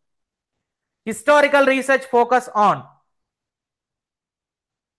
focus on investigating current phenomena and the trends, researchers own experience, opinion and belief of a group, past events and their impact. Wow, super. One sided answer. Historical. Past is a keyword. Past is a keyword. Historical research లో నేను ఇంకొకటి add చేస్తాను, X post facto research. ఇదొక one type of research. X అంటే already జరిగింది, past. పోస్టో అంటే జరిగిన తర్వాత, జరిగింది. Ex girl friend, X boy friend అంటారు కదా, ఎక్స్ పాస్ట్. పోస్టో జరిగిన తర్వాత ఒక incident. Facto bringing the facts. ఒక రైల్ యాక్సిడెంట్, మొన్న బస్ యాక్సిడెంట్ జరిగింది. యాక్సిడెంట్ జరిగింది, ఆల్రెడీ జరిగిపోయింది. ఇన్వెస్టిగేషన్కి వచ్చారు. ఇన్వెస్టిగేషన్ జరిగిన తర్వాత ఏం జరిగింది, దానికి సంబంధించిన డీటెయిల్స్. జరగడానికి ముందు ఏం జరిగింది, ఎవరైనా లైవ్ ఎవిడెన్స్ ఉంటే వాళ్ళని అడుగుతారు. సో ఇక్కడ రీసెంట్ గా జరిగిన ఇన్సిడెంట్ ని ఎప్పుడైతే చెప్తామో ఎక్స్పోజ్ ఫ్యాక్టర్. హిస్టారికల్ ఈవెంట్స్ అంటే పాస్ట్, పాస్ట్. రీసెంట్ గా అంటే పాస్ట్, ఆఫ్టర్ జరిగిన తర్వాత దానికి సంబంధించిన ఇన్వెస్టిగేషన్ ఎప్పుడైతే ఇనిషియేట్ చేస్తామో ఎక్స్పోజ్ ఫ్యాక్టర్ అనేవి మనం యూజువల్ గా వాడతాం. కానీ ఇక్కడ మనం అర్థం చేసుకోవాల్సింది ఏంటి అంటే, ఎక్స్పెరిమెంటల్ రీసెర్చ్ లో మ్యానిపులేషన్ ఆఫ్ ఇండిపెండెంట్ వేరియబుల్ అనేది ఉంటుంది, మ్యానిపులేషన్. కానీ ఎక్స్పోజ్ ఫ్యాక్టోలో మనం జరిగిన వేరియబుల్స్ ని చేంజ్ చేయడానికి ఉందా? బస్సు ఎలానో యాక్సిడెంట్ అయింది, కరెక్ట్ రీజన్ మనం ఇన్వెస్టిగేషన్ చేసే పోలీస్ వాళ్ళు ఎత్తుకోవడానికి ట్రై చేస్తున్నారు రీజన్స్. కానీ ఆ రీజన్స్ అయితే చేంజ్ అవ్వవు కదా. ఏ రీజన్ వల్లనో అయ్యి ఉంటుంది, ఆ రీజన్స్ మాత్రం చేంజ్ అవ్వు. మనం ఇన్వెస్టిగేషన్ చేసేటప్పుడు ఆ రీజన్ ని కనుక్కోవాలి, కానీ రీజన్స్ మాత్రం చేంజ్ చేయలేం. So manipulation not possible in expose factor. In expose facto, only we can select the variable. We cannot manipulate the variable. We can only select the variables, right? We cannot manipulate the variable. That is what ex post facto. Next, qualitative research emphasizes, again qualitative.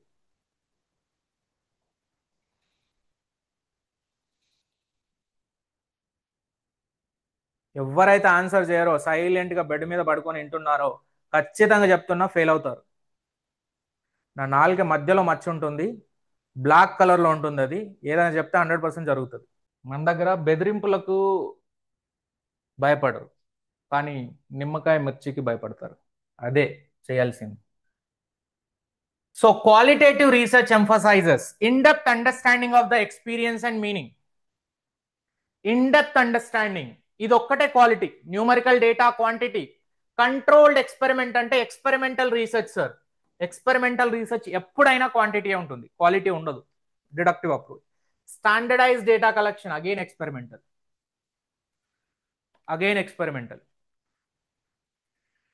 Right? ICT tools should be used ethically in research. ICT tools.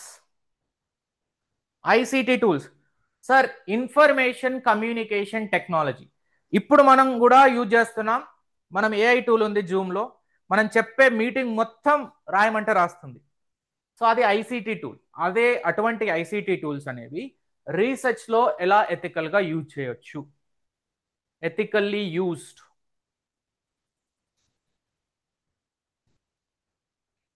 Copying and pasting the content from online sources.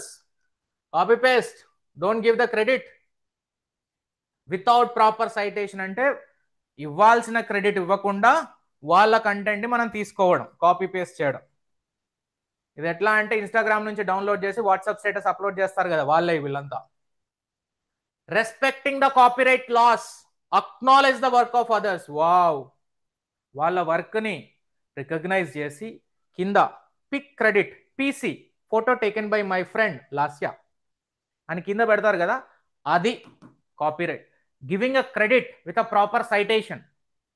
Fabricating and manipulating, ఇప్పుడే చెప్పా, fabrication and manipulation is ethical violation.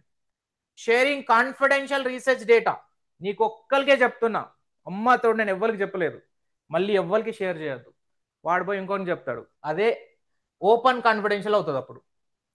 So when you are sharing the confidential data with others, it will lose the ethical principle, right? So answer వచ్చేసి ethical గా ఏది correct? Legal గా rules అన్ని follow అవుతూ వాళ్ళ యొక్క వర్క్ ని recognise చేస్తే అది ఎథికల్ గా correct. 11th September, shift number 2. Question number 1.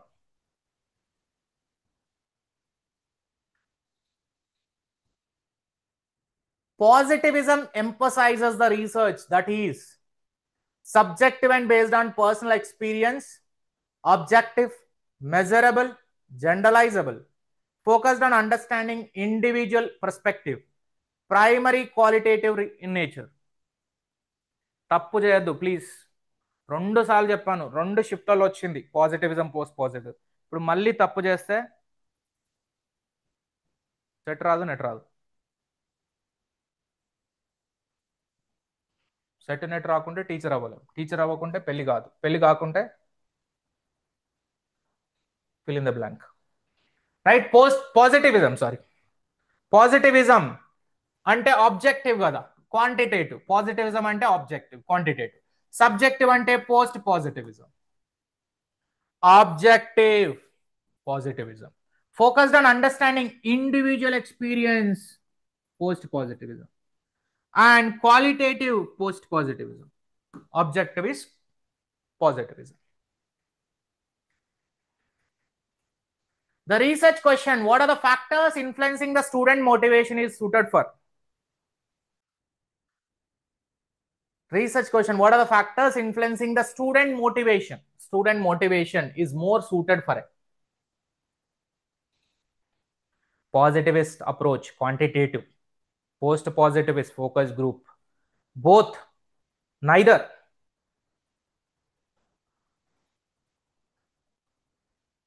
Both. ఎందుకు? 2 ఇచ్చినప్పుడు సేఫ్ సైడ్ వెళ్తే అయిపోతుంది కదా, 2 పెడదాం, ఏదో ఒకటి ఎగ్జామినర్ అనుకుంటాడు, కరెక్ట్ అయిపోతుంది. ఎట్లా అవుతాయి 2? హౌ? పాజిటివిజం మీనింగ్ మనకు తెలుసు, పోస్ట్ పాజిటివిజం మీనింగ్ మనకు తెలుసు. 3 క్వశ్చన్లు 4 క్వశ్చన్లు వచ్చాయి, మనం చేసినాం. కానీ ఇప్పుడు మాత్రం ఇది 2 అవుతాయి. ఏ కోణంలో అంటే ఏ యాంగిల్లో ఇది మీకు ఇందులో క్వాంటిటీ అనేది కనబడుతుందో నాకు చెప్పండి. How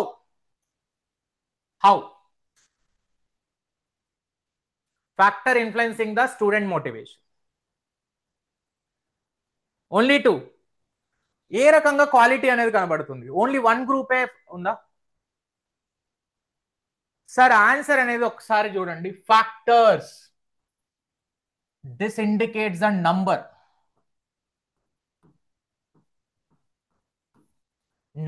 Factors, the factors are indicating a number. What are the factors? A factors student motivation ని ఇంపాక్ట్ చేస్తున్నాయి? స్టూడెంట్ మోటివేషన్ ని అంటే టీచర్ యొక్క మోటివేషనల్ ఫ్యాక్టరా, టీచర్ మెథడాలజీ ఫ్యాక్టరా, సిలబసా, లేకుంటే వాళ్ళ యొక్క టెస్ట్ స్కోర్ కి సంబంధించా, అండ్ స్టడీ మెటీరియలా, లేకుంటే ఆన్లైన్ కోర్సా? ఎన్ని ఫ్యాక్టర్స్ ఉన్నాయి? ఈ అన్ని ఫ్యాక్టర్స్ వచ్చేసి స్టూడెంట్స్ యొక్క మోటివేషన్ ని ఇన్ఫ్లుయెన్స్ చేస్తున్నాయి. What are the all factors which can influence the student motivation? ఈ నంబర్ ఏదైతే ఉందో factors, various number of factors can influence the student motivation. చాలా ఫ్యాక్టర్స్ ఉంటాయి స్టూడెంట్ మోటివేషన్. సో ఈ స్టూడెంట్ మోటివేషన్ అనేది క్వాలిటీ అయినప్పటికీ ఈ నంబర్ ఆఫ్ ఫ్యాక్టర్స్ అనేది క్వశ్చన్. స్టూడెంట్ మోటివేషన్ గురించి అడగలేదు question. What are the factors influencing the student motivation is more suitable for positivism. Quantitative, number of factors. ఇక్కడ గ్రూప్ అనేదే లేదు, స్టూడెంట్ మోటివేషన్ అని చెప్పాడు, గ్రూప్ గురించి మాట్లాడలేదు. So post positivism with focus group is wrong. Quantitative research relies on, మళ్ళీ అక్కడే quantitative research relays on.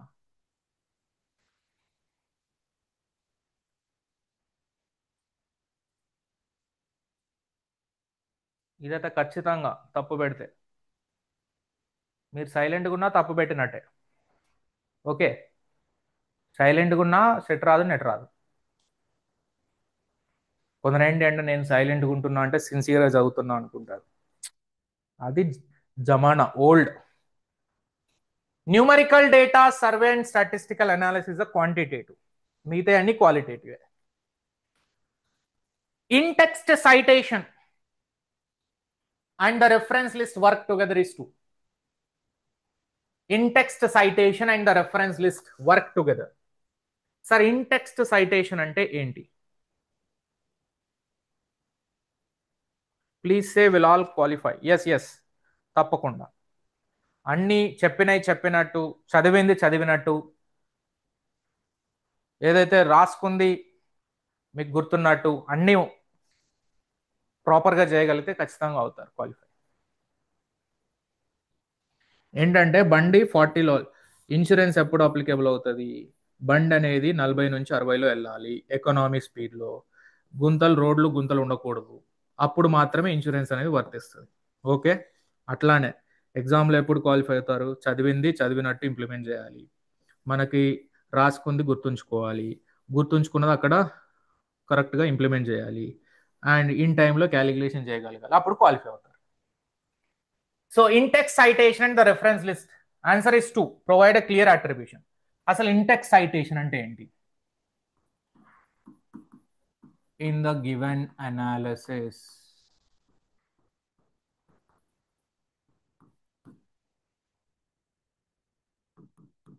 X post facto something we are writing.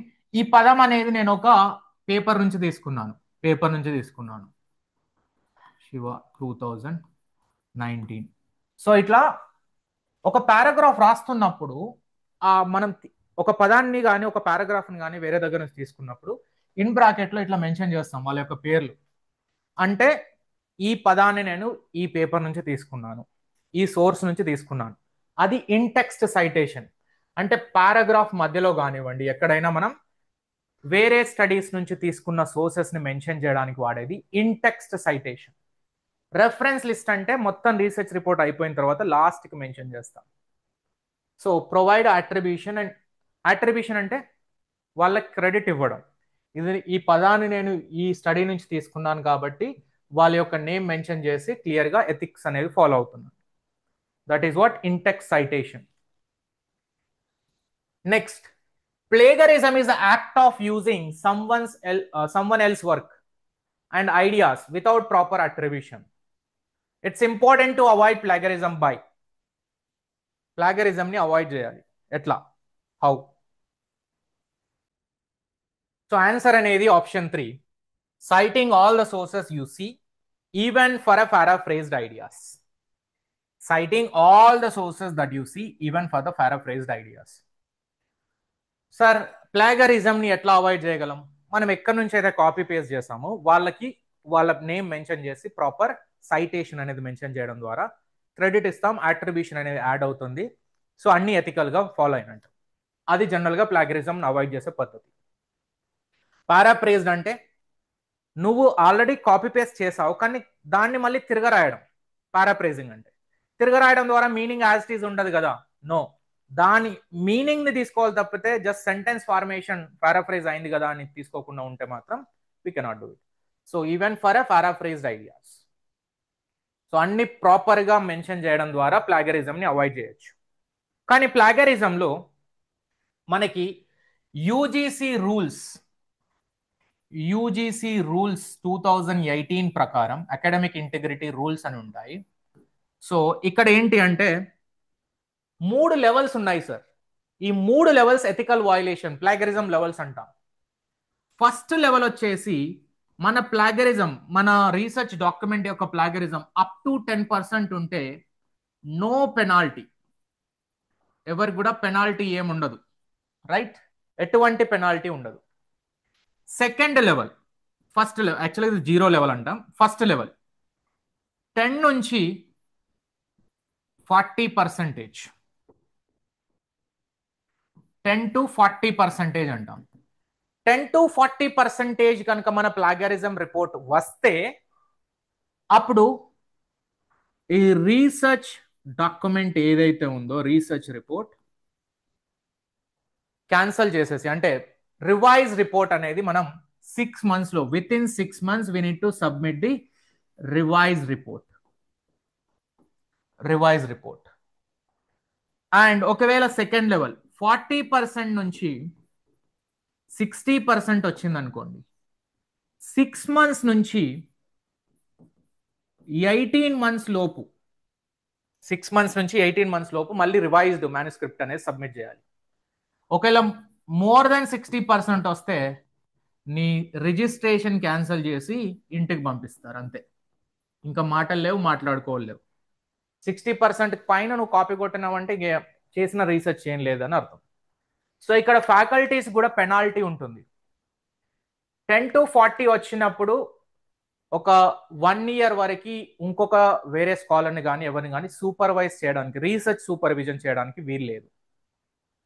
And 40 to 60 వచ్చినప్పుడు 2 years సూపర్విజన్ అనేది ఉండదు, ప్లస్ ఒక 1 annual ఇంక్రిమెంట్ కూడా లూజ్ అవుతుంది. అండ్ మోర్ దెన్ 60 వస్తే 2 annual increment పోతాయి, 3 years వరకు సూపర్విజన్ చేయడానికి లేదు. 3 years వరకు సూపర్విజన్ చేయడానికి లేదు, రైట్. సో అలా ఫ్యాకల్టీస్ కూడా, స్టూడెంట్స్ చేసిన తప్పుకి ఫ్యాకల్టీస్ కూడా, సూపర్వైజర్స్ కూడా పెనాల్టీ ఉంటుంది. సో స్టూడెంట్స్కి ఉంటుంది, సూపర్వైజర్స్కి ఉంటుంది penalty, both, right. 12th September last 10 క్వశ్చన్లు ఉన్నాయి. Post positivist approach acknowledge the role of. Post positivist approach acknowledge the role of. కొందరు 3 పెట్టారు. వై? పోస్ట్ పాజిటివిజం అంటే సబ్జెక్టివా ఆబ్జెక్టివా? నాకు ఒకటే కనబడుతుంది, సబ్జెక్టివ్. పాజిటివిజం అంటే ఆబ్జెక్టివ్. సో ఓన్లీ క్వాంటిటేటివ్ అంటే పాజిటివిజం. రీసెర్చర్ సబ్జెక్టివిటీ అంటే పోస్ట్ పాజిటివిజం. ప్యూర్లీ ఆబ్జెక్టివ్ అంటే పాజిటివిజం. స్టాండర్డైజ్ టెస్టింగ్ అన్న కూడా క్వాంటిటేటివ్ అంటే పాజిటివిజం. సో ఆప్షన్ 2 ఒకటే పోస్ట్ పాజిటివిజం. ఇప్పుడు మీకు డిఫరెన్స్ కనబడుతుంది అనుకుంటా, రెండింటి మధ్య డిఫరెన్స్ ఈజీగా ఐడెంటిఫై చేయడం.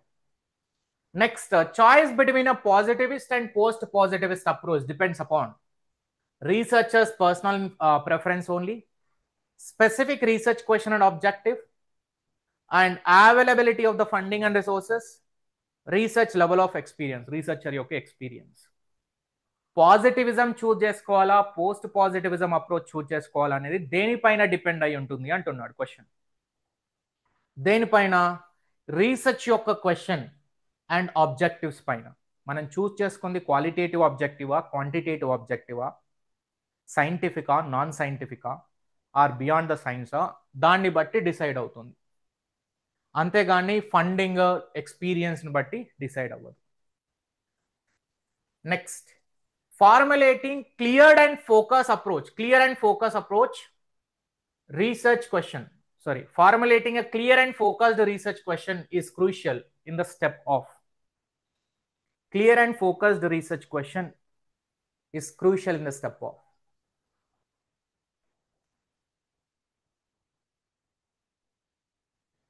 నిర్దిష్ట రీసెర్చ్ క్వశ్చన్ ని కరెక్ట్ గా డిసైడ్ చేసే step, research step. Selecting the method, existing literature, defining objective, data collection and analysis.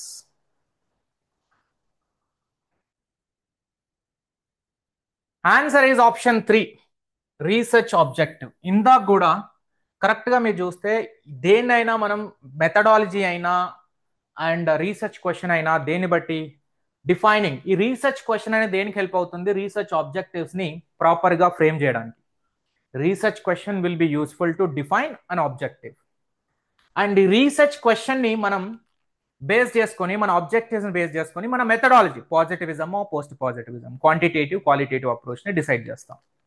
So question పైన డిసైడ్ అయి ఆబ్జెక్టివ్స్, ఆబ్జెక్టివ్స్ పైన డిసైడ్ అయి approach, quantitative, qualitative, positivism, post positivism, ఇలా. Drawing conclusions based on analyze data Addressing the research question occurs during the step of.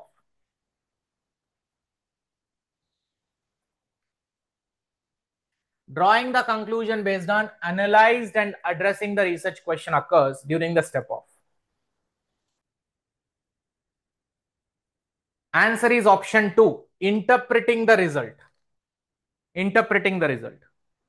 So drawing conclusion based on analyzed data and addressing the question occurs during the step of. తీసుకొచ్చిన డేటాను ఏదైతే data collect చేసామో దాన్ని analysis చేసిన దానిపైన interpretation and reporting చేయడం. So అసలు ఏంటి మనకు వచ్చిన రిజల్ట్స్ పైన రాయడం క్లియర్గా analysis. So that is what interpretation stage. అంటే ఫైనల్గా బిఫోర్ రిపోర్టింగ్ ఇంటర్ప్రిటేషన్ అనేది రాయడం, దాని తర్వాత రిపోర్టింగ్ చేస్తాం. Next, a properly formatted reference list includes ప్రాపర్గా ఏపీఏ స్టైల్ ఆఫ్ ఫార్మాటింగ్ కానివ్వండి, MLA style of formatting, Chicago style of formatting, IEEE style of formatting. So ఈ స్టైల్ ఆఫ్ ఫార్మాటింగ్ అనేది జనరల్గా ఇంక్లూజన్ అయ్యేది. Like which should include, the reference should include only most important or recent sources. నేను చెప్పాను already క్లియర్గా బిబ్లియోగ్రఫీకి రిఫరెన్స్కి తేడా.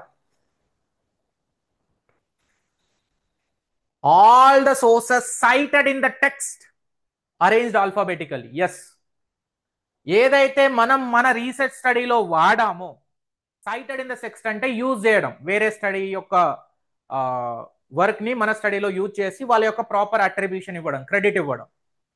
So all the sources cited in the text and arranged alphabetically.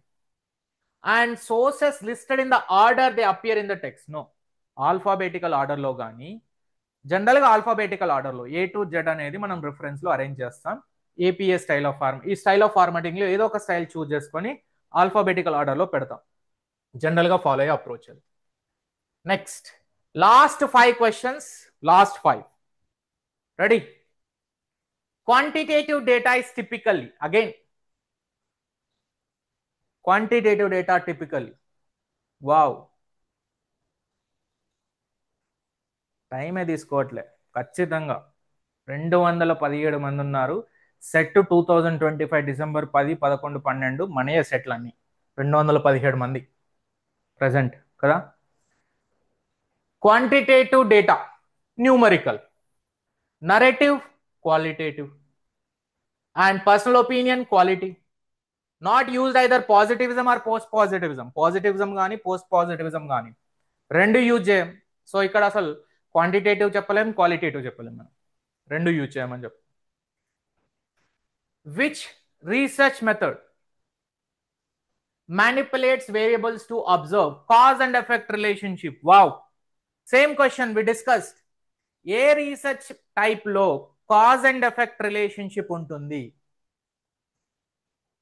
And ఇక్కడే మ్యానిపులేషన్ అనేది కూడా ఉంటుంది. Manipulation is more possible in which type of research? Experimental research. Cause and effect relationship, దీన్నే independent variable will be manipulated. ఈ manipulation కి ఇంకో పదం ఏం వాడతారంటే ర్యాండమైజేషన్ అని వాడతారు సార్, కన్ఫ్యూజ్ అవ్వద్దు. Randomization, right? Randomization. So experimental research.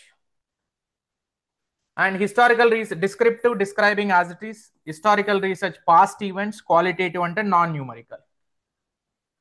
Both qualitative, quantitative data can be used in quantitative and qualitative. దీన్నే రెండు మెథడ్స్ యూజ్ చేసినప్పుడు దాన్ని ట్రయాంగులేషన్ అని అంటాం. ట్రయాంగులేషన్. సో ఒక స్టడీలో క్వాంటిటేటివ్, క్వాలిటేటివ్ రెండు కనుక యూజ్ చేస్తే ఇది మిక్స్డ్ మెథడాలజీ కానీ ట్రయాంగులేషన్ కానీ అంటాం. Triangulation or the mixed methodology. Both. Citation should be used. Citation should be formatted consistently throughout the thesis or article to ensure creativity and originality in referencing style, clarity and consistency for readers, personal preference of the author. ఇది తప్పు. ఇది ఎప్పుడు కూడా author యొక్క personal reference, personal opinion అనేది research లో రాదు. Aesthetics and visual, మంచి కనబడాలని రంగోలి వేయడం, నో. రెండిటి ఫస్ట్ సెకండ్ చూడండి. అసలు రీసెర్చ్ సైటేషన్, రెఫరెన్సింగ్ కానీ, బిబ్లియోగ్రఫీ కానీ, ఇంటెక్స్ట్ సైటేషన్ కానీ, ఇవి మనం ఎందుకు యూజ్ చేస్తాం? సో దట్ జనరల్ గా అది మనం ఎథికల్ వయలేషన్ అవ్వకుండా ఉండడానికి మన ఇంటెక్స్ట్ సైటేషన్ అనేది వాడతాం.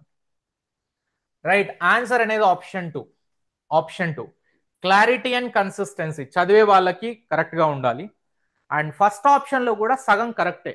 Originality of the referencing style అనేది తప్పు, కానీ originality of your work will define over they. అంటే మనం ఇక్కడ నుంచి తీసుకున్నప్పటికీ వాళ్ళకి అట్రిబ్యూషన్ అనేది ఇస్తున్నాం వితౌట్ ఎథికల్ వయలేషన్. సో చదివే వాళ్ళకి కరెక్ట్ గా ఉండాలి. Clarity and consistency should be there while reading the paper, giving credit to the authors or the creator. అందుకే మనం ఏదైనా యూట్యూబ్లో వీడియో చూసేటప్పుడు కానీ కింద మ్యూజిక్ అనేది వాడితే కింద మెన్షన్ చేస్తారు, music is taken from Sony music, Aditya music అని. ఎందుకు? వాడు కాపీరైట్ అయ్యాడు కాబట్టి. లేదంటే కాపీరైట్ వేస్తారు, ఈ వీడియో మొత్తం రెవెన్యూ వాళ్ళకి వెళ్ళిపోతుంది. రీసెర్చర్ షుడ్ అవాయిడ్, ఏది అవాయిడ్ చేయాలి? Asking leading questions that bias the participant responses, presenting research findings in a clear and objective manner, withdrawing from the research if ethical concern arise, maintaining clear and accurate records of research data. Researcher should avoid, ఏది avoid చేయాలి? Answer is option 1, asking leading questions. Leading questions అంటే ఏంటి? Leading questions అంటే manipulative questions. ఇప్పుడు నేను ఒక questionnaire prepare చేస్తున్నప్పుడు first పేరు అడగాలి, తర్వాత ఎడ్యుకేషన్ అడగాలి, జెండర్, ఇట్లా 1 by 1 క్వశ్చన్ మెల్లిగా సబ్జెక్ట్లోకి వెళ్ళిపోతాం. అంతేగాని ఫస్టే తీసుకొచ్చి సబ్జెక్టివ్ క్వశ్చన్ అడిగామనుకోండి, you are trying to manipulate the researcher directly, you are trying to manipulate the participant. ఎవరైతే పార్టిసిపెంట్ ఇదే ఆన్సర్ ఫిల్ చెయ్యు అని మన క్వశ్చన్ చెప్తుంది, సో మన క్వశ్చన్ లోనే ఇదే ఆన్సర్ మీరు ఇవ్వాలి అని వాళ్ళకి హింట్ ఇవ్వడం, అది leading question. Are you going to qualify for the Telangana SET 2025? Are you going to qualify for the TG SET? You say yes, I know that. నాకు తెలుసు మీరు ఎస్ అనే ఆన్సర్ ఇస్తారని, అందుకే నేను ఆ క్వశ్చన్ అడిగాను. సో దాన్ని లీడింగ్ క్వశ్చన్ అంటాం. Researcher he want some answer, ఏదైతే ఆన్సర్ కావాలో ఆన్సర్ కి తగ్గట్టుగా క్వశ్చన్ ని ఫ్రేమ్ చేస్తాడు. That leading question should create a biasness, it will create a biasness. So అది ఖచ్చితంగా రీసెర్చ్ లో ఉండకూడదు.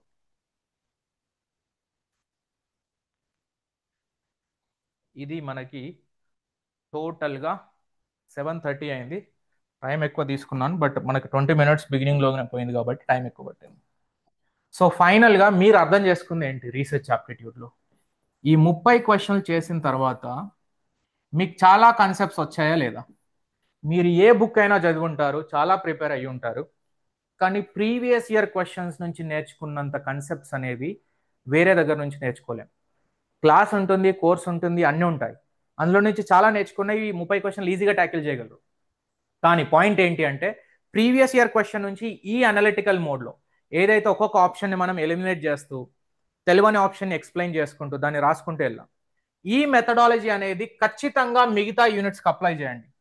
టీచింగ్ యాప్టిట్యూడ్ నుంచి హైయర్ ఎడ్యుకేషన్ వరకు, accepted data interpretation, reading comprehension and mathematics, ఈ 3 యూనిట్లు ప్రాక్టీస్ పైన డిపెండ్ అయి ఉంటాయి. రైట్? సో ఈ రీసెర్చ్ యాప్టిట్యూడ్ అనేది మనకి ఇందులోకి తీసుకున్నాం. సేమ్ ఇదే మెథడాలజీని 2024, 23, 22, 29, 2019 ఈ 4 నుంచి 5 ఎగ్జామ్స్ ఉన్నాయి, వాటి యొక్క పేపర్లు సేమ్ మోడ్లో if you can prepare it will be more than sufficient. Right? I hope my session is useful. And those are preparing for Telangana SET, ఎవరైతే ప్రిపేర్ అవుతున్నారో, ఒకవేళ ఇలాంటి క్లాసెస్ అనేవి కావాలనుకుంటే you can join in our course. Nageswar స్టూడెంట్స్కి 1200లో course అనేది total paper అనేది అవైలబుల్గా ఉంటుంది అచీవర్స్ అడ్డా యాప్లో. You can contact on us WhatsApp number. Thank you so much. And thank you to KU, Kakatiya University, and Nagaya sir especially. Thanks to all the students who joined and given your time for the class. Thank you so much.